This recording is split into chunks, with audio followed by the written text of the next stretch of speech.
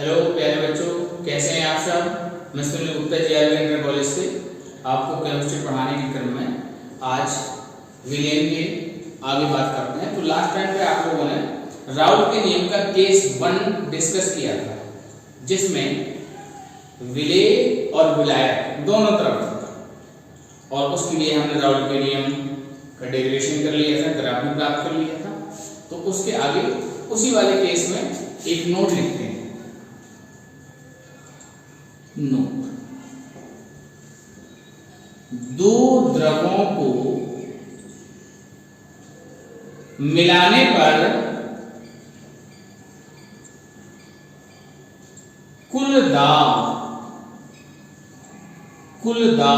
PT ये बराबर आपने प्राप्त किया था PA धन PB, और इसको आगे हल करने पर हमको मिला था PA0 XA धन PB0 XB। अब यदि हम XA और XB की वैल्यू इसमें रखते हैं तो हमको मिलेगा PA0 XA का मतलब हो जाएगा NA बटे NA प्लस NB, यानी A के मोल बटे कुल मोल।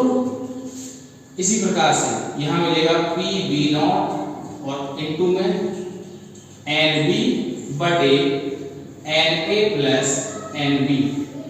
तो इनको जब हम आगे हल करेंगे तो इन दोनों को लासा आ जाएगा NA प्लस NB, और ऊपर हमको सीधा मिलेगा PA0 NA धन PB0 NB। तो एक P टोटल का फॉर्मूला हो जाएगा। इसको आप सुविधा के लिए ऐसे भी याद कर सकते हैं कि PT बराबर P1 N1 धन P2 N2 बटे N1 प्लस N2। ये बिल्कुल उसी तरह से हो गया जैसे कि आपने 11 में फॉर्मूला पढ़ा था, P बराबर P1 V1 plus P2 V2 बटे V1 प्लस V2। और जो V समानुपाती n होता है तो V के स्थान पर n रख देंगे तो ये फॉर्मूला हमको प्राप्त हो जाएगा। तो देखिए, जब दो द्रव मिलेंगे तो आपस में मिलकर तो विलयन बना देंगे, और विलयन में भी वाष्प दाब रहता है। तो अगर हम बात करें विलयन के घटकों का वाष्प अवस्था में मोल प्रभाज, तो यहां फिर से हम लगाएंगे राउल्ट का नियम।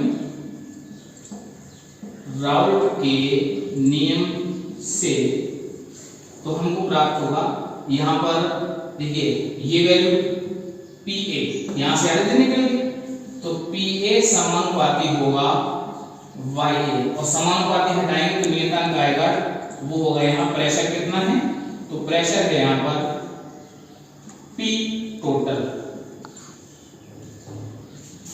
तो हमको मिल जाएगा YA बराबर PA अपॉन P टोटल। कहने का मतलब घटक A का वाष्प अवस्था में मोल प्रभाज, ये YA की वैल्यू आ गई। और इसी प्रकार से हम B के लिए निकाल सकते हैं।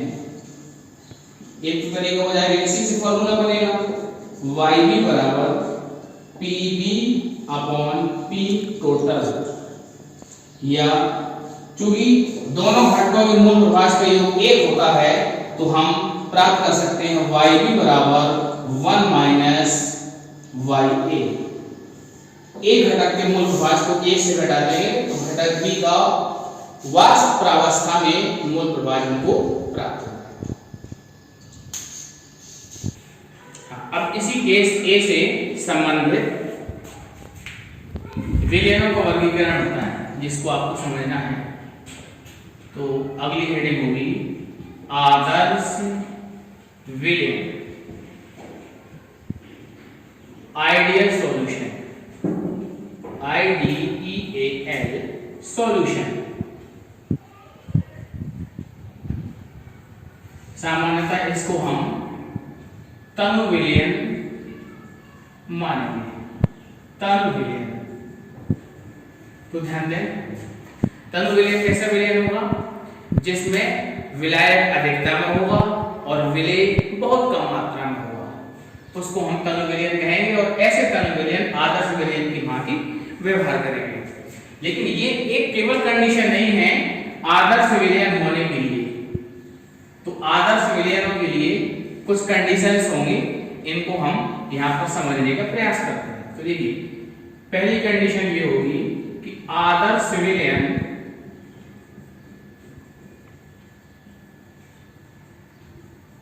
सभी परिस्थितियों में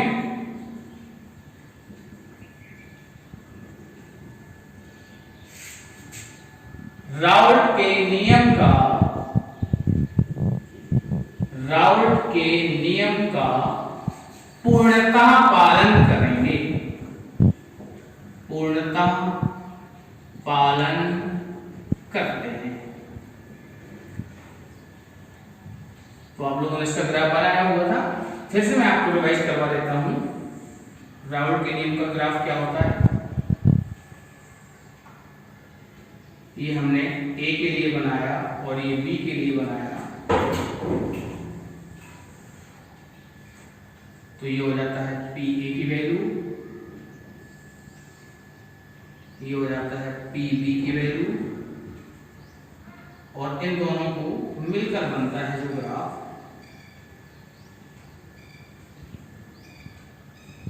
ये होता है पी टोटल बराबर पी ए धन पी बी। ये आपका ग्राफ होता है।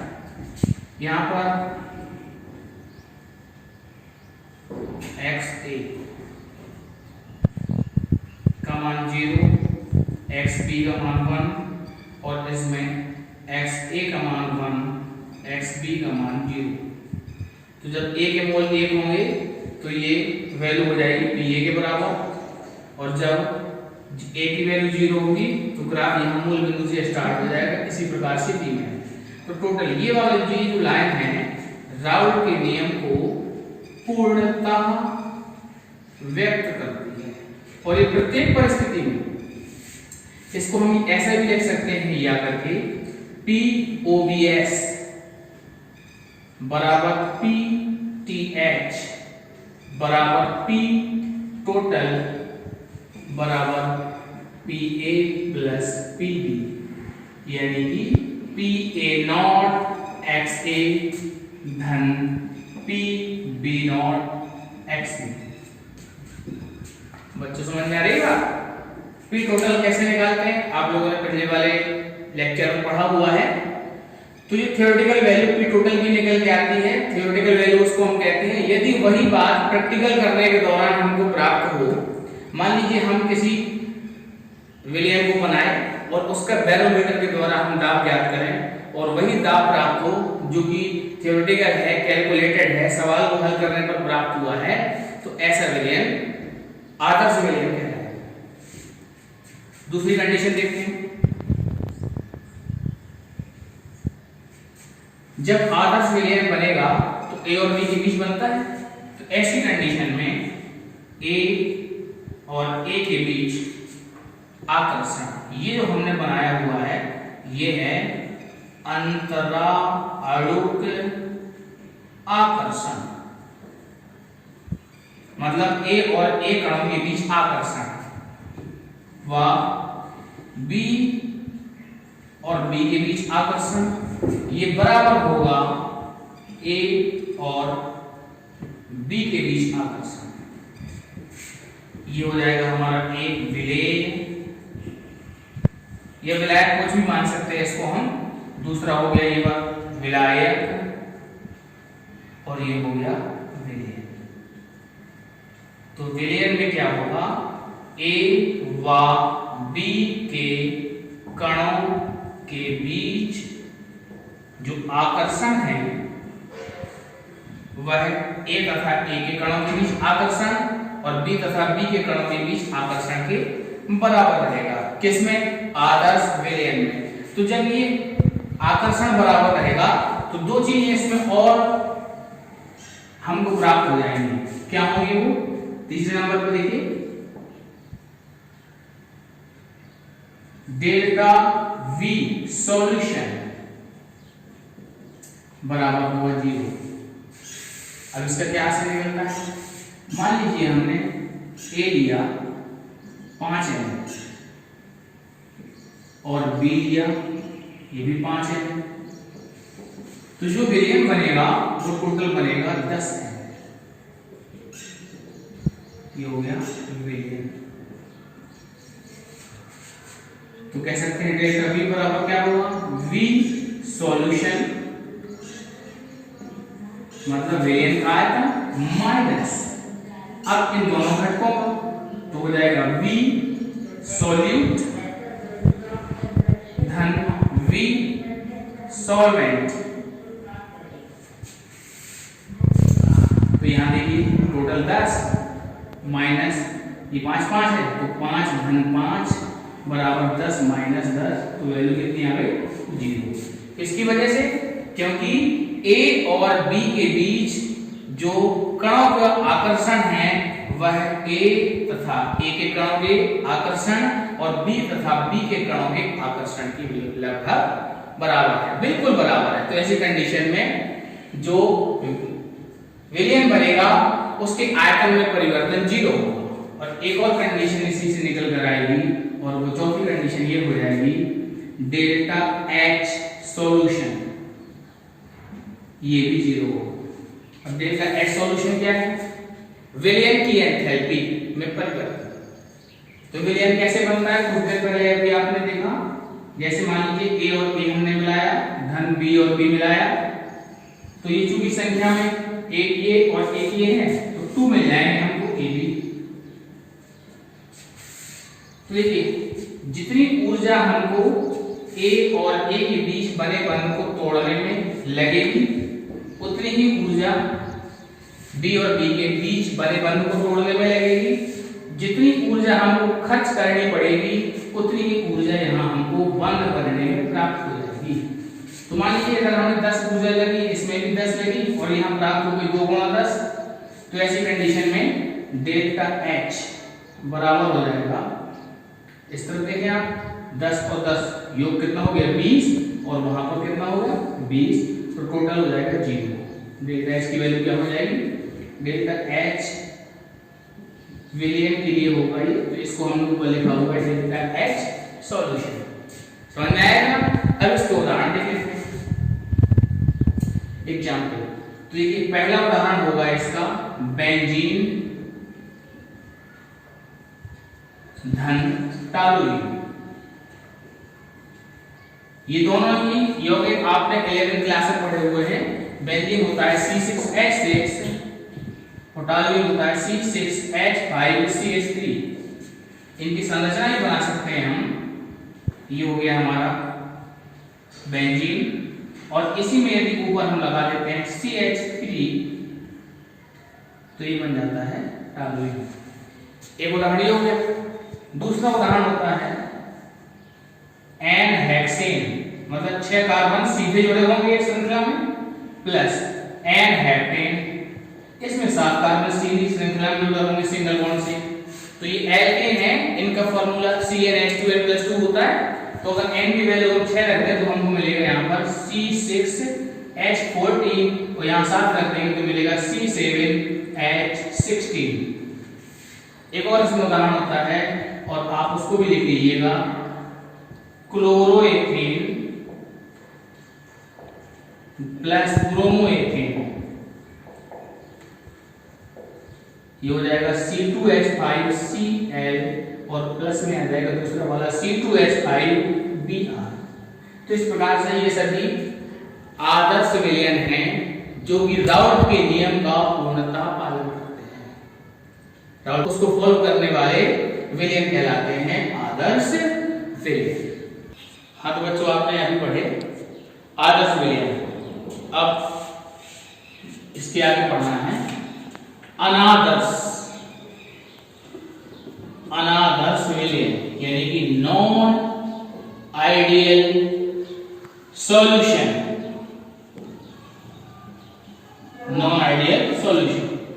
ये क्या करेंगे, ये राउल्ट के नियम को फॉलो नहीं करेंगे। अर्थात इसके लिए सबसे पहली कंडीशन तो ये हो जाएगी कि इनमें POBS is not equals PTH। TH का मतलब थ्योरेटिकल, सैद्धांतिक। जो प्रयोग के आधार पर हम मान देखेंगे वह कैलकुलेटेड वैल्यू से या तो कम होगा अथवा ज्यादा होगा। दो कंडीशंस में हमको मिलेंगे। तो इस प्रकार से हम कह सकते हैं ये कितने प्रकार के होंगे, दो प्रकार के होंगे। तो यहाँ देखिए पहला हम लिखते हैं रोमन अंक का पहला पॉइंट में, राउल्ट के नियम से धनात्मक विचलन। ध्यान दीजिए ये सब बहुत महत्वपूर्ण है, धनात्मक विचलन। और जब धनात्मक विचलन होगा तो इससे यदि हम स्थिर क्वथनांकी मिश्रण बनाएंगे तो उस कंडीशन में हमको क्वथनांक मिलेगा न्यूनतम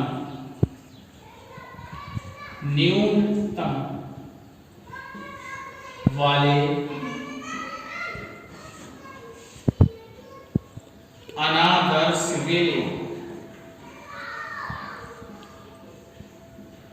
और दूसरा इसका हम लिख देते हैं राउल्ट के नियम से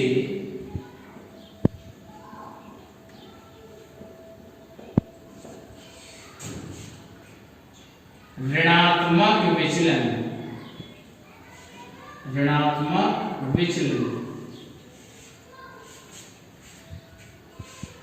इसका मतलब इनका क्वथनांक कैसा होगा, अधिकतम वाले अनादर्श विलयन। अब ध्यान दें दो प्रकार के मिलेंगे और दोनों में भी ये बात लागू रहेगी, POBS P थ्योरेटिकल के बराबर नहीं होगा। तो धनात्मक विचलन वाले में क्या होगा, जरा गौर करें। पहला पॉइंट इसके अंतर्गत मिलेगा हमको, इसको रोमन अंकों में 2 बनाते हैं। तो पहला पॉइंट आप देखेंगे POBS ऑब्जर्व ये अधिक होगा P थ्योरेटिकल से। तो ये जो ग्राफ आप बनाएंगे इसका, तो देखिए ये वाला मैंने मिटाया नहीं ग्राफ, क्योंकि इसी से ही वो बन जाएगा। ये तो राउल्ट के नियम का ग्राफ हो गया। अब धनात्मक विचलन का मतलब है ये ग्राफ हम बनाएंगे ऊपर, और ऊपर बनाने का मतलब ये ऐसे बनेगा। तो यहां पर क्या लागू रहेगा, POBS is greater than PTH। और PTH कैसे निकालते हैं, पूर्व की तरह निकालते हैं, वैसे ही हम निकालेंगे। ठीक। अब यदि इनका प्रायोगिक दाब अधिक आया तो क्वथनांक कम हो जाएगा। क्वथनांक कैसा हो जाएगा, कम हो जाएगा। तो ये न्यूनतम क्वथनांक वाले स्थिर क्वाथी मिश्रण को बनाने में इस राउल्ट के धनात्मक विचलन का हम उपयोग करेंगे। ध्यान रखिए इस बात को बच्चों। अब देखिए इस तरफ आते हैं हम, तो यहां हो जाएगा इसका ठीक उल्टा हो जाएगा, POBS is less than PTH। इसका भी हम ग्राफ बना सकते हैं। अच्छा एक काम कर सकते हैं, हम इसमें बाकी अन्य विलयनों का भी बनाते हैं, अन्य द्रवों का भी बनाते हैं। तो ऐसे मिलेगा, ऊपर की तरफ बनाते हैं, समझ में आया। तो ये हो जाएगा ऊपर की तरफ बनाया, ये PB के लिए, ये वाला PA के लिए, और ये ऊपर आपने बनाया हुआ है ये राउल्ट के नियम, यानी दोनों द्रवों से बनने वाले कंप्लीट सॉल्यूशन के लिए। अब यहां पर हम बनाते हैं नेगेटिव डेविएटेड ऋणात्मक विचलन वाले। तो सबसे पहले तो हम क्या करेंगे, राउल्ट के नियम का ग्राफ बनाएंगे। यहाँ XA 0, XB 1, इसमें यहाँ XA 1, XB 0। तो पहले वही ग्राफ बना लेते हैं हम। ये हमारा हो गया PA, इस तरफ ए रहेगा, इस तरफ बी रहेगा, ये दूसरा बन गया पी बी, और इन दोनों को मिला देंगे तो हमको मिल जाएगा ये पी टोटल ग्राफ। अब नेगेटिव डेविएशन में नीचे की तरफ से बनाना है तो इसको हम ऐसे बनाएंगे,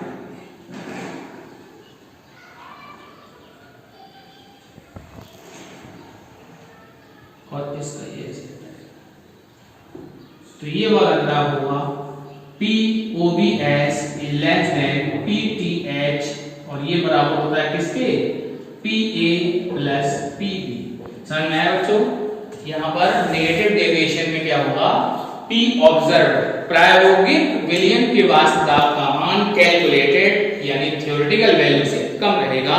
तो जो अगर हम ऐसे विलयन के द्वारा स्थिर क्वाथी मिश्रण बनाएंगे तो उसका क्वाथनांक बढ़ जाएगा, क्योंकि एक रिलेशन आप लोग और जानते हैं कि वेपर प्रेशर और बॉइलिंग पॉइंट दोनों एक दूसरे के व्युत्क्रमानुपाती होते हैं, इस वजह से ये चीज हमको प्राप्त होगी। अब देखिए दूसरा पॉइंट देखें,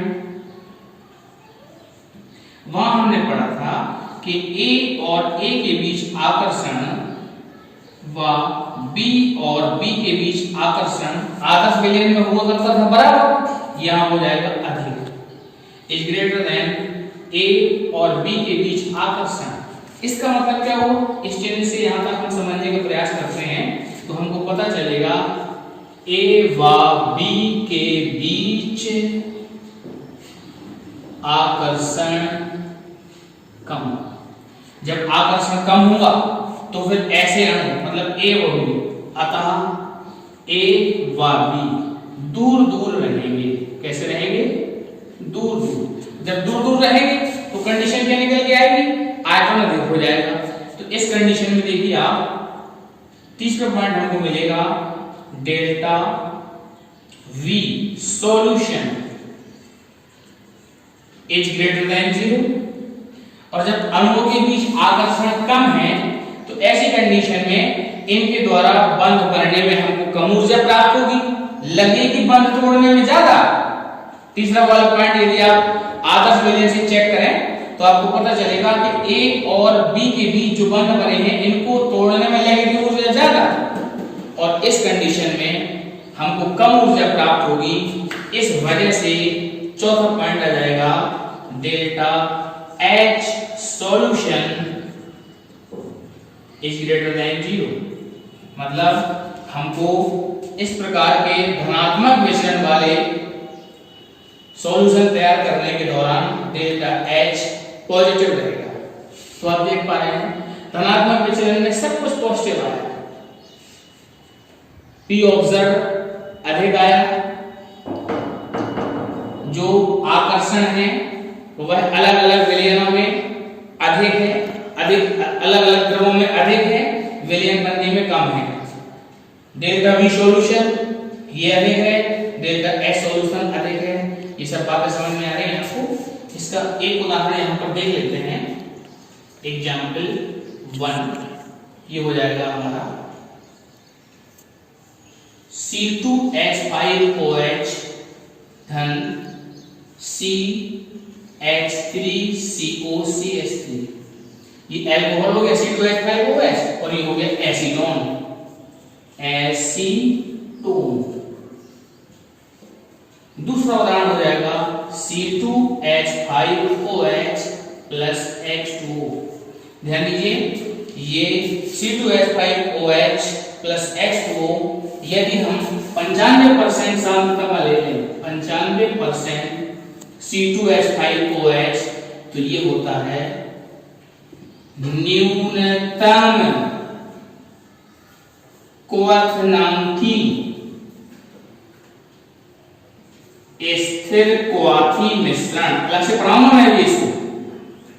ये न्यूनतम क्वाथनांक वाला स्थिर क्वाथी मिश्रण ये क्या होते हैं, ठीक अभी आज ही पढ़ाऊंगा, इसके ठीक बाद आगे समझ में आया था।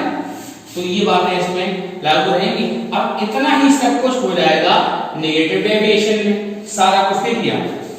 दूसरा पॉइंट क्या है, A और A के बीच में जो आकर्षण है व बी और बी के बीच आकर्षण है वह घट जाएगा, कम हो जाएगा। किससे? ए तथा बी के बीच लगने वाला आकर्षण। इसका मतलब क्या है? जब आकर्षण अधिक, इतने को समझिए बेटा, यहां पर आगे क्या लिखा?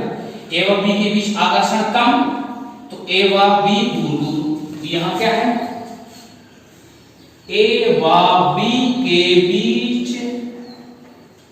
आकर्षण अधिक है। अधिक किससे? अधिक ए और ए से और बी और बी से। तो क्या होगा परिणाम स्वरूप? ए व बी पास पास आ जाएंगे। कैसे आ जाएंगे? पास पास आ जाएंगे। और जब पास पास आ जाएंगे तो ऐसी कंडीशन में आयतन की वैल्यू कम हो जाएगी। जब आयतन की वैल्यू कम है तो तीसरा पॉइंट निकल के आएगा हमारा, और वो हो जाएगा delta V solution is less than 0। कम होगा, घटेगा। चौथा पॉइंट निकल कर आएगा delta H solution is less than 0। ये भी कम हो जाएगा। कहने का मतलब ये है कि हमको बंध तोड़ने की अपेक्षा बनने वाले बंध से ज्यादा ऊर्जा प्राप्त होगी। तो डेल्टा H सॉल्यूशन की वैल्यू कम हो जाएगी, यानी नेगेटिव में हमको प्राप्त होगी। इसको हम ऐसे भी लिख सकते हैं नेगेटिव, और इस तरफ हम इसको लिख सकते हैं पॉजिटिव। ठीक, अब उदाहरण आता है इसका, तो एग्जाम्पल में कुछ यहां लिख देता हूं। पहला उदाहरण हो जाएगा हमारा CH3COCH3। देखिए ये यहां पर भी एसीटोन प्लस CHCl3, ये हो गया क्लोरोफॉर्म। और दूसरा उदाहरण हो जाएगा HNO3 प्लस H2। ध्यान दें, ये मैंने इसलिए लिखा हुआ है कि इससे निश्चित संघटन ले लें। यदि हम 68% HNO3, कितना ले लें?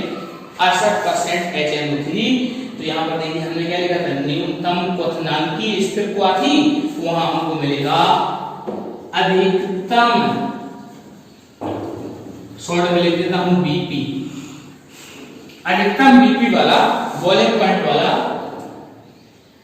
स्थिर क्वाथी मिश्रण हमको प्राप्त हो जाएगा। तो ये अन्य उदाहरण भी है जो कि ये पॉजिटिव पे होगा, ये नेगेटिव पे होगा। तो पॉजिटिव में ये मेथनॉल और जल हो गया, CO2 और एसीटोन हो गया, CH3COCH3, और ये होगा CCl4 तथा CH3COCH3। नेगेटिव डेरिवेशन में ईथर और क्लोरोफॉर्म हो गया, HCl और H2 हो गया, फिनॉल और एनिलीन हो गया। ये काफी महत्वपूर्ण उदाहरण है, और ये एग्जाम में आपको ऑब्जेक्टिव के रूप में आ भी सकता है, ध्यान रखिए। अब एक बात और यहाँ पर आपको समझ लेनी है कि कैसे पॉजिटिव डेरिवेशन में वाष्प दाब बढ़ता है, क्वथनांक घटता है। अगर हम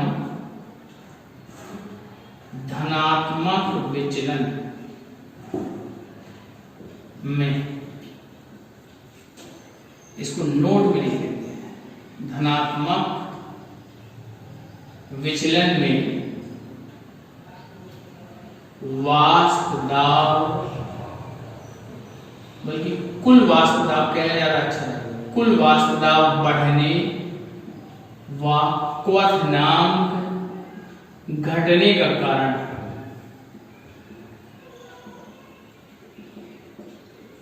ध्यान दीजिए, देखिए हमने इसमें उदाहरण लिया था, वहां पर एक उदाहरण था हमारा ROH एल्कोहल व एसीटोन CH3COCH3। तो ध्यान दीजिए, एल्कोहल में अणुओं के बीच हाइड्रोजन बॉन्डिंग होती है। ये एल्कोहल एक बनाया, और दूसरा देखिए HOR, ऊपर नेगेटिव रहता है, दोनों जगह रहेगा, H पर प्लस रहेगा। आप लोग पढ़ चुके हैं इसको, ये बन गया H बॉन्ड, हाइड्रोजन बॉन्ड। अब एसीटोन जो हमने साथ में मिलाया हुआ है CH3COCH3, वो क्या करेगा कि इस बॉन्ड को तोड़ देगा, ब्रेक कर देगा। H बॉन्ड तोड़ेगा। कौन तोड़ेगा?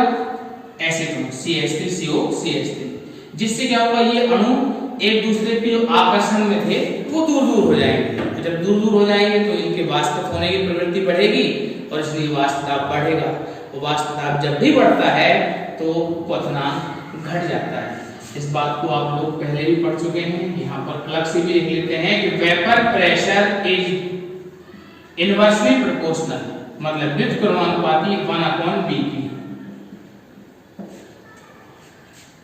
तो अगर इसका कारण आप लोग लिखना चाहते हैं तो मैं बोल रहा हूं, उसको आप अपनी कॉपी में राइट डाउन कर लेंगे। एल्कोहल में एसीटोन मिलाने पर एसीटोन एल्कोहल अणुओं के बीच बने हाइड्रोजन बंध को तोड़ देता है, जिससे एल्कोहल अणु एक दूसरे से दूर दूर हो जाते हैं और इनकी वाष्पित होने की प्रवृत्ति बढ़ जाती है। परिणाम स्वरूप बने विलयन का वाष्प दाब अधिक हो जाता है और वाष्प दाब बढ़ जाने के कारण क्वथनांक घट जाता है। इसी प्रकार से यहां पर हम कह सकते हैं ऋणात्मक विचलन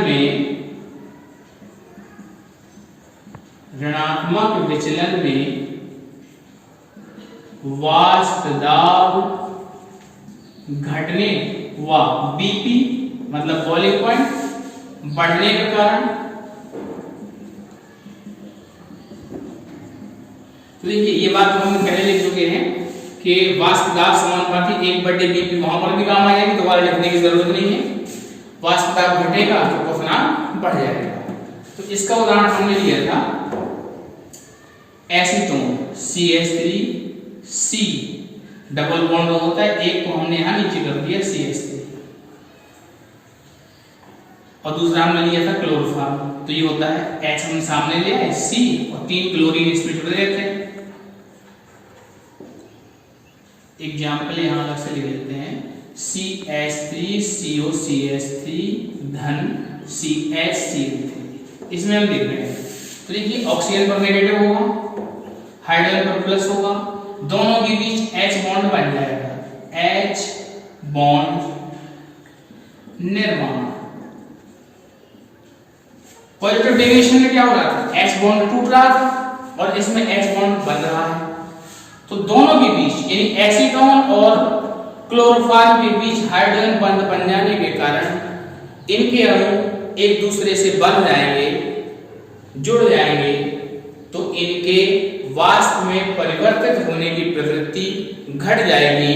परिणाम स्वरूप बने हुए विलयन का क्वथनांक अधिक हो जाएगा।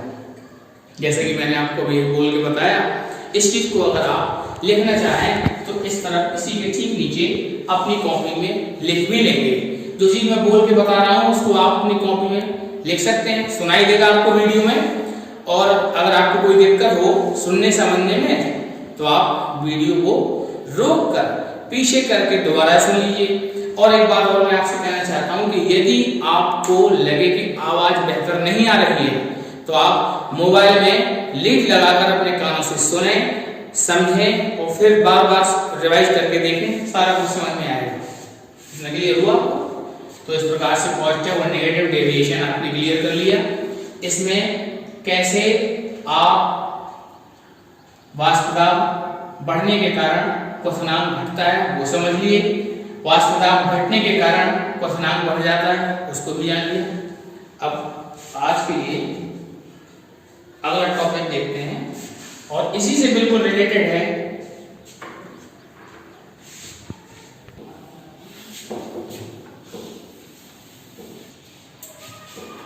तो अब आगे देखते हैं, इसी से रिलेटेड आएगा स्थिर क्वाथी मिश्रण। स्थिर क्वाथी मिश्रण, इसको अंग्रेजी में हम कहेंगे एजियोट्रोपिक, AZEOTROPIC, एजियोट्रोपिक मिक्सचर और एजियोट्रॉप्स, AZEOTROPES, एजियोट्रॉप्स। अभी आपने पॉजिटिव और नेगेटिव डेरिवेशन पढ़ा, उसी से रिलेटेड स्थिर क्वाथी मिश्रण हम बना सकते हैं। इसमें कुछ क्वालिटीज होती है, उनको यहां मैं लिख रहा हूं। स्थिर क्वाथी मिश्रण में देखिए, सबसे पहली बात,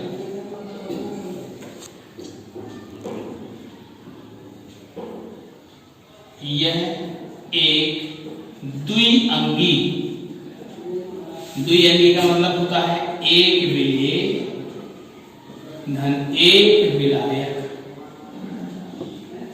एक विलेय और एक विलायक, तो ये द्विअंगी विलेय है। दूसरी बात इसमें निकल कर आती है, घटकों का निश्चित संघटन होता है इसमें, निश्चित संघटन।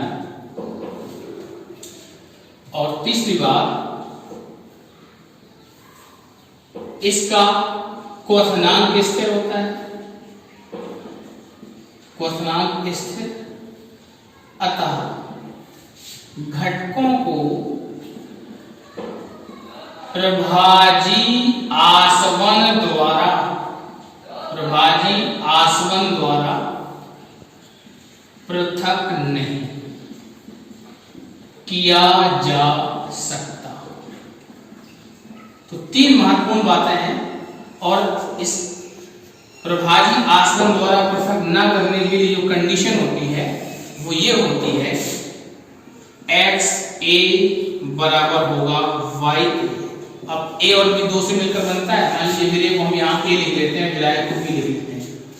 तो ये जो a का x क्या है, द्रव अवस्था में, और y होता है वाष्प अवस्था में मूल प्रभाज।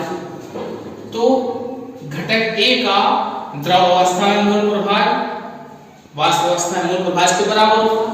इसी प्रकार घटक b का xb बराबर होगा yb। ये भी क्या है, द्रव और वाष्प अवस्था में क्रमशः मूल।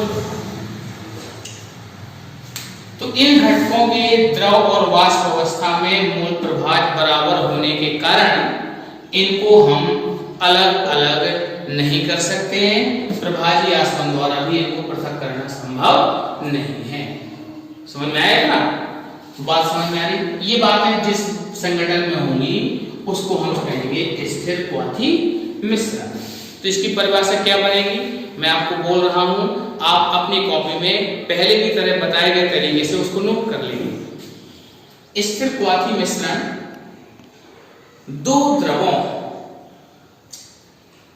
कोष्टक में लिखेंगे एक विलेय धन एक विलायक के निश्चित संघटन को मिलाने पर प्राप्त वह द्विअंगी विलयन है जिसका क्वथनांक स्थिर रहता है और उसके घटकों को प्रभाजी आसवन द्वारा पृथक नहीं किया जा सकता। तो ये तो परिभाषा मैंने आपको बोल दी, अपनी कॉपी में आप लिख लेंगे। अब ये दो प्रकार के होते हैं, तो दो प्रकार को हम तुलनात्मक अध्ययन के माध्यम से समझेंगे। चालू। हाँ, देखिए पहला बनेगा हमारा निम्नतम, इसी को हम न्यूनतम भी कह सकते हैं, न्यूनतम क्वथनांकी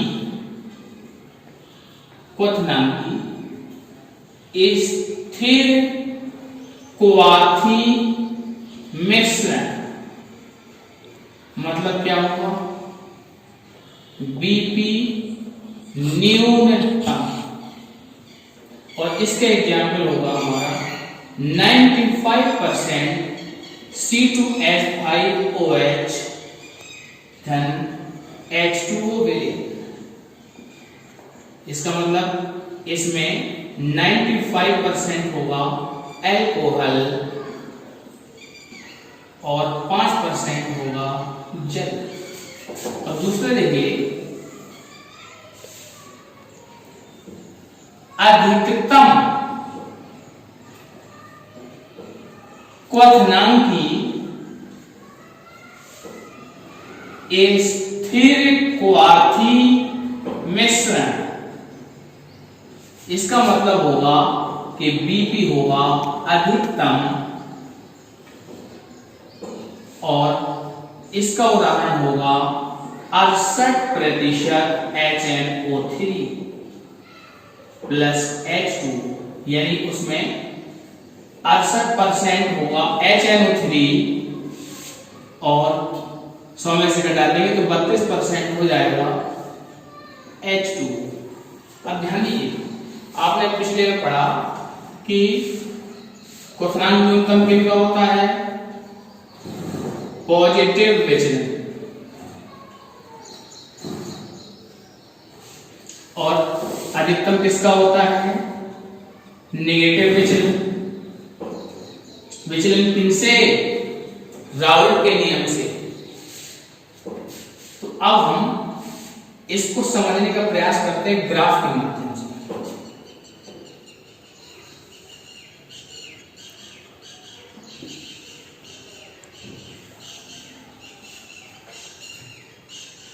यहां पर X C2H5OH ये हम 1 मान लेते हैं, तो जल का हो जाएगा 0। और दूसरी तरफ हम बनाते हैं X C2H5OH यानी एल्कोहल का मोल प्रभावी दर हो गया 0, तो जल का हो जाएगा XH2 बराबर 1। तो देखिए पहले तो आपने राउल्ट के नियम का ग्राफ बनाना है, इसके बाद पॉजिटिव डेविएशन में क्या होता है, ऊपर की तरफ बनाते हैं ग्राफ, तो हमने अच्छा सा ऊपर करते हुए इस ग्राफ को बनाया। इस तरफ हम वेपर प्रेशर लेते हैं, ये केवल प्रेशर ले लीजिए, ठीक। तो देखिए ये जो 95% है, इसको अगर हम मोलर्स में कन्वर्ट करना चाहें तो इसमें 100 का भाग करके सीधे से मान के हम निकाल लेते हैं, तो बनेगा 0.95 और ये बनेगा 0.5। तो एक के नजदीक है, ये एक के वैल्यू इस तरफ आगे जाने पर एल्कोहल का मोलर्स घटेगा, तो 0.95 एक से बहुत नजदीक है। तो आप देख पा रहे होंगे ये जो अधिकतम वैल्यू वाला पॉइंट है, यहाँ नीचे की तरफ मिलाएंगे तो ये हम मान लेते हैं कि X C2H5OH की जो वैल्यू है 0.95। तो देखिए यहां पर Vp कैसा हो गया, मैक्सिमम। जब ये मैक्सिमम हो गया तो अगर हम क्वथनांक बनाने का प्रयास करें, इसी के नीचे एक और ग्राफ बनाते हैं क्वथनांक के टर्म में।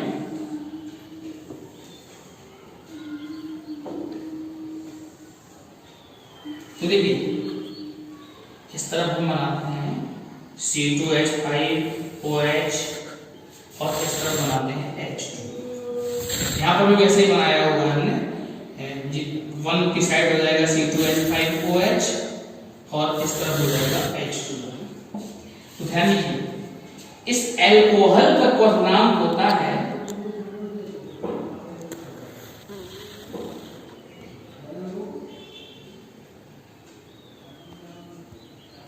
74.5 और जल का क्वथनांक होता है 100 डिग्री सी, जानते हैं आप लोग।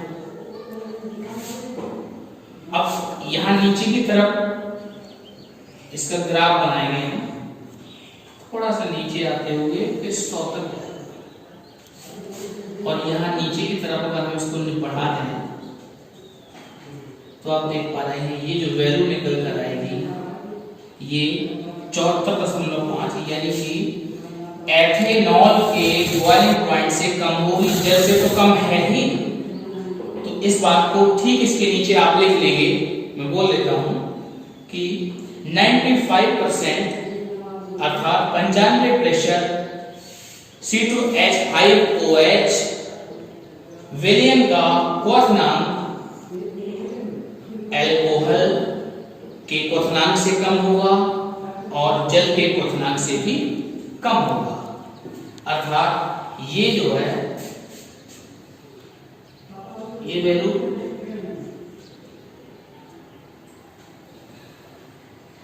इसके बॉइलिंग पॉइंट से थोड़ा कम रहेगी। तो इतने ताप पर इस मिश्रण का संघटन द्रव और वाष्प अवस्था के मूल प्रभाज के बराबर होने के कारण यह प्रभावी आसवन के द्वारा भी पृथक नहीं होगा। बिल्कुल ठीक ऐसा ही इस तरफ बनाएंगे, लेकिन वो अपोजिट हो जाएगा। कैसा होगा जरा गौर करें।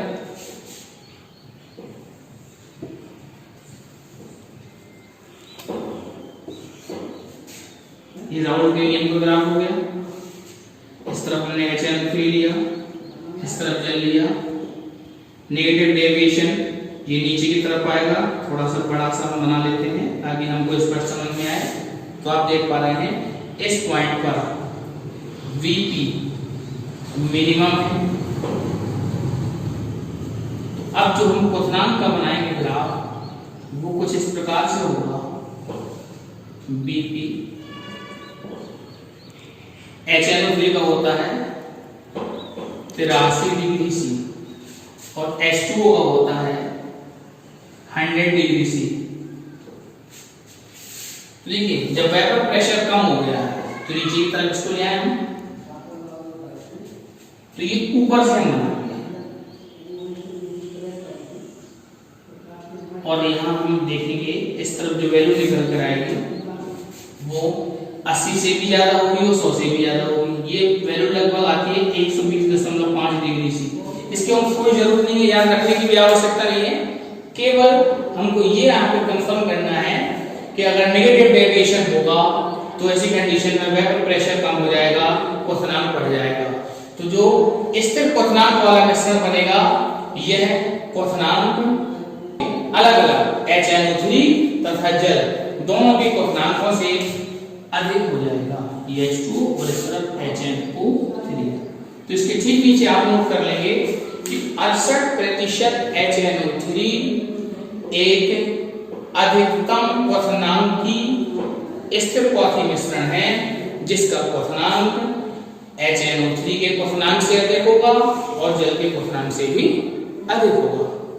तो इस प्रकार आज आपने इन दोनों को समझा और इसमें यदि समझने में कोई दिक्कत हो तो आप इस वीडियो को दोबारा देखें और अपनी कॉपी में लिखें और उसका रिवीजन करें, बार बार रिवीजन करें, तो सारी दिक्कतें दूर हो जाएंगी और आप बहुत बेहतर ढंग से इसको सीख पाएंगे। तो बच्चों आज के लेक्चर में इतना ही। इसके आगे नेक्स्ट लेक्चर में आपसे बात करेंगे और इस टॉपिक को और कंटिन्यू करेंगे। Thank you.